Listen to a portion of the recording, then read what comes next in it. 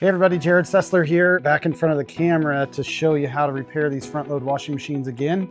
This time we're using a little bit of extra spice with our digital photography and editing, so it'll be kind of fun. Hopefully be able to produce some videos that are quicker than some of our repair videos have been in the past. So it's been 15 years since I first created this space, and there's hundreds of people that have copied us now. I have created new seals for these front load washing machines and was the first one to create repair kits so that you could start repairing these yourself. The story is I had a front load washing machine like one of these. It was actually more like this one here about 15, 16 years ago, failed, and I went to go take it apart and get the parts for it, and I couldn't get them. And I thought that was kind of stupid that they didn't sell the actual parts that we needed. You had to buy the entire assembly, which at the time was around maybe $300 or $400. It's gone up a lot since then, and you can make these repairs yourself. So these machines, these front load washing machines, have some inherent problems built into them, which I'll briefly explain to you. The first is that we're washing clothes with water, and the water is going to be subject to gravity. So if you had one of the old top load machines like what my mom had when I was a kid and that we have today, I repaired so many of these, even for myself, that I got tired of doing it. And every few years, you have to repair these front load machines. We've had some people getting kits from us who have machines that are 1 year old. It's pretty amazing. So if you need to repair yours, you need to save some money, that's great. You can do it right here. If you're looking at buying a new machine or setting up, designing a laundry room, then I would strongly recommend looking at a top load machine. They just last longer. And it has really very little to do with the design. Although, in terms of the quality of the design, of course the design is the whole problem, because water wants to flow out the front door. And so that means you also have bearings and seal on the back end of this thing that have to be supported and that don't particularly like water. Where the top load machines, you don't have any of those problems. They're practically foolproof. I always say that if we still had my mom's old machine, which I believe was like this mustard color yellow, I think that thing would still be running because those things were just literally bulletproof.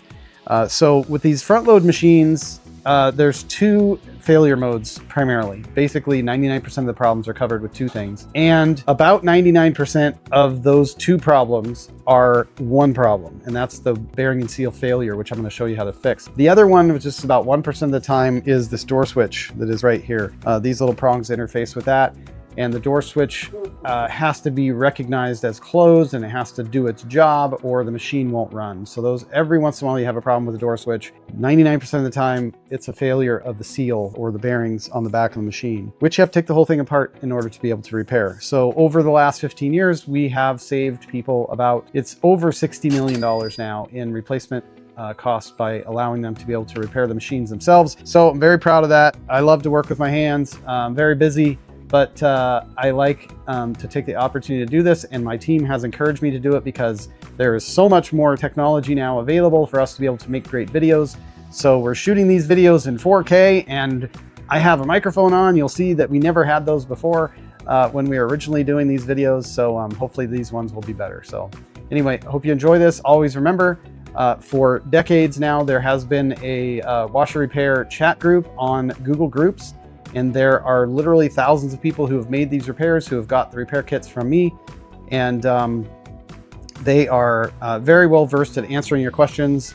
There is a series of questions that get asked about this repair that just repeat themselves. And it's very uncommon that we find a new one, but every once in a while. So be sure to check out that. And that group is linked in all of our repair videos. We have obviously a repair channel that has dozens of videos in it. We have millions of views. Pretty much everybody in the industry keys off of what I did, because I started this industry in terms of being able to repair these. The washer manufacturers have worked diligently to an extent to try to prevent us from being able to do these repairs, but I think they see the lunacy in that and the fact that it really won't go well from a PR standpoint if they make them not repairable. So most of the machines are repairable, thank goodness. So with that, let's dig in and have some fun. I'm going to show you how to make this repair.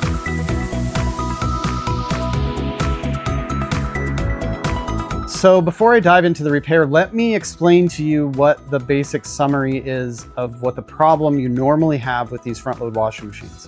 Normally, the symptoms are the machine is making noise, It is clunking, it is squeaking, it is squealing. You might hear the tub inside of it, the drum moving around. You may have some water leaking underneath the machine on the floor.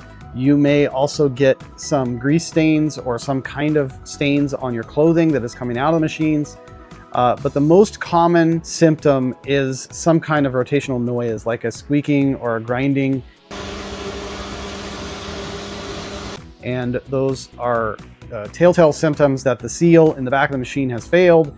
It has allowed water to get to the bearings, and the bearings don't do well with water in them. They need to have a nice heavy grease, and the seal is designed to protect the bearings. And so that's usually what the problem is, or what the symptom is. And this repair can be done. I can do these repairs. I've done them many times in easily less than an hour. Even people who are not super experienced, you can usually knock them out in less than a couple of hours. And but one thing I will recommend is if you're not super sturdy and strong, you might need a little bit of help, getting the machine out, getting it in space like this where you have some room to work. And if you don't, then it becomes even more difficult.